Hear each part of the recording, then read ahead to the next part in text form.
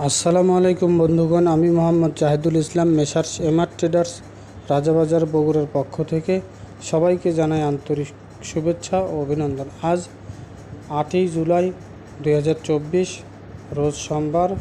বগুড়া বাজারে দেশি পেঁয়াজ খুব ভালো মানেরগুলো কেনাবেচা হয়েছে 95 টাকা কেজি, 94, 95 টাকা কেজি।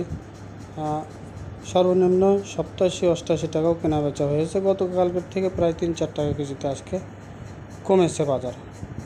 চায়না রসুন কেনাবেচা হয়েছে সর্বনিম্ন 120 টাকা কেজি, যেগুলো নর্মাল কোয়ালিটির।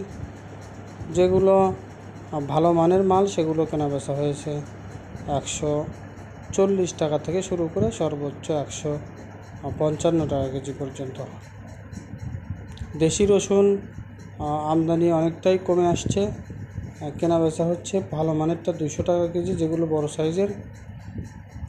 মাঝারি কোয়ালিটিরগুলো 175-80 এবং ছোট সাইজেরগুলো 155-60। দেশি রসুনের বাজার একটু একটু করে বাড়তে শুরু করেছে।